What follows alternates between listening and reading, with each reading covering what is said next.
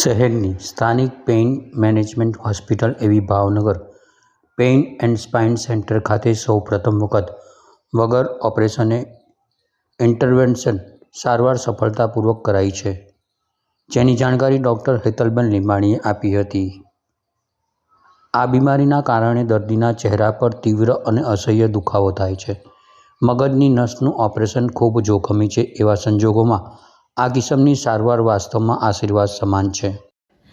મારું નામ doctor Hetal Limbani. I am practising as a pain and spine physician. મારી હોસ્પિટલનું નામ છે Bhavnagar pain and spine centre. જો હું ભાવનગરમાં છેલ્લા 1.5 વર્ષથી કાર્યરત છું અને હવે અમારું નવું હોસ્પિટલ પણ RO2 કોમ્પ્લેક્સ ખાતે બનેલું છે. ખાસ તો આજે અમે જે એક ભાવનગરમાં સૌ પ્રથમ વખત ટ્રીટમેન્ટ કરી છે, રેડિયો ફ્રીક્વન્સી એબ્લેશન. ટ્રાઇજેમિનલ ન્યુરાલ્જિયા માટે આની આ સારવાર છે. હવે ટ્રાઇજેમિનલ ન્યુરાલ્જિયા વિશે કહું તો ટ્રાઇજેમિનલ ન્યુરાલ્જિયા એક એવો રોગ છે જે મગજની નસ દબાવવાના કારણે થાય છે. મગજની નસ જે રીતની નસ દબાતી હોય એ ટાઈપનું પેઇન એટલે કે દુખાવો દર્દીને હોય છે. આ દુખાવો એટલો અસહ્ય હોય કે ઇલેક્ટ્રિક શોક લાઈક દુખાવો હોય, શોર્ટ જેવું આવે. દર્દીને ખાવા પીવામાં તકલીફ, બોલવામાં તકલીફ, પોતાનું રૂટીન કામકાજ પણ ન કરી શકે. અને આ ડિઝીઝને, ક્રોનિક પેઇન ડિસઓર્ડરને સુસાઇડલ ડિઝીઝ પણ કહેવામાં આવે. એટલે કે દર્દીને એવું થાય કે આ દુખાવો સહન કરવો એના કરતાં મરી જવું સારું, એટલી હદનો આ દુખાવો હોય છે. હવે સારવારના વિકલ્પોમાં જો દવાથી ન મટે તો પછી ઓપરેશન જ અત્યાર સુધી હતું ભાવનગર માટે. પરંતુ ઓપરેશન આ ટ્રીટમેન્ટ માટે ખૂબ જ જોખમી છે, કેમ કે આ સારવાર કરવામાં ઘણીવાર આંખની નસને પણ નુકસાન થતું હોય. સો હવે Bhavnagar pain and spine centre ખાતે ગઈકાલે જ અમે સફળતાપૂર્વક રેડિયો ફ્રીક્વન્સી એબ્લેશન નામની એકદમ આધુનિક અને ઓપરેશન વગરની ટ્રીટમેન્ટ સફળતાપૂર્વક કરેલી છે. અને આ ટ્રીટમેન્ટ બેઝિકલી ઓપરેશન થિયેટરમાં જ થાય છે. ફ્લુરોસ્કોપિક ગાઈડન્સ હેઠળ ચોક્કસ નસ જે દબાઈ છે એ લોકેટ કરી અને એને ઇલેક્ટ્રોથર્મલ એબ્લેશન કરવામાં આવે છે. અને ખરેખર હવે ભાવનગરના દર્દીઓ માટે એક આ નવી આશાસ્પદ સારવાર for the very first time ભાવનગરમાં ઉપલબ્ધ છે. અને Bhavnagar pain and spine BPSC hospital પણ ખૂબ જ ગર્વ અનુભવે છે, કારણ કે એ અમારી આ સારવારનું સફળ પરિણામ એ અમારી હોસ્પિટલ માટે પણ સીમાચિહ્નરૂપ છે. સો હવેથી ભાવનગરમાં અને ભાવનગરથી આગળના દર્દીઓ કે જે ટ્રાઇજેમિનલ ન્યુરાલ્જિયાથી પીડાય છે એના માટે એક આશાસ્પદ નવો વિકલ્પ ઓપરેશન રહિત અને એડવાન્સ રેડિયો ફ્રીક્વન્સી એબ્લેશન સારવાર ઉપલબ્ધ થશે. તેમજ ભાવનગર પેઇન એન્ડ સ્પાઇન સેન્ટરમાં દરેક પ્રકારના મણકા, સાંધા અને દુખાવા માટેની સારવાર ઓપરેશન વગર આધુનિક ઇન્ટરવેન્શન પદ્ધતિથી ઉપલબ્ધ છે.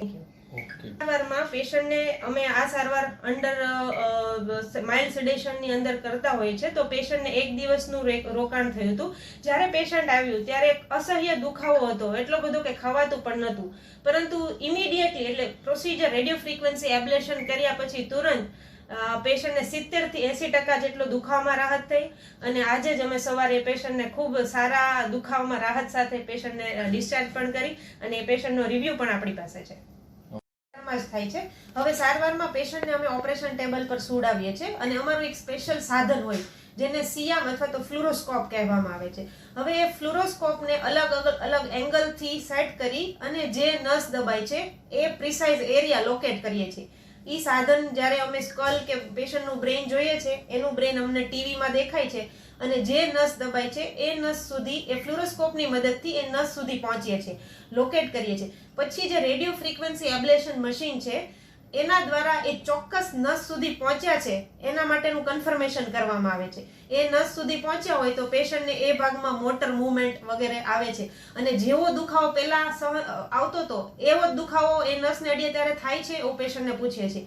એકવાર ફ્લુરોસ્કોપમાં કન્ફર્મ કર્યા પછી, પેશન્ટ પાસે કન્ફર્મ કર્યા પછી અમે રેડિયો ફ્રીક્વન્સી એબ્લેશનની 3 સાયકલ પેશન્ટને આપીએ છીએ, જેનાથી એની જે નવ છે એ એબ્લેટ, સાદી ભાષામાં કહીએ તો નસ બળી જાય છે.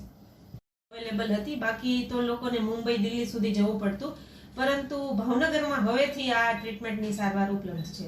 બતાવો ક્યાંથી? અહીંથી ત્યાં જાય છે, શોર્ટ જેવું આવે. હા, અને બળે તે કુદરતી પેલા સોંટ જેવું આવે અને આ બધું હવે દુખે છે. V2. હું તમને કહું તો ખ્યાલ પડે ને તમને. ઓકે. હું હંસાબેન, મારું ગામ બજુડ.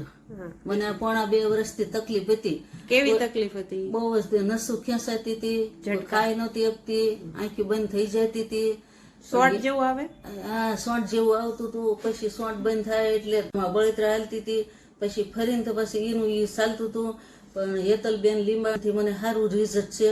આ નસ બાળી, રેડિયો ફ્રીક્વન્સી એબ્લેશન. હા, નસ બાળી અહીંયાથી સાધન પહોંચાડીને. હા, તો એનાથી મને સારું દુખાવો બધો બંધ છે. અત્યારે શોર્ટ જેવું બંધ થઈ ગયું? હા હા, હાવ બંધ છે. કેટલું ફેર છે?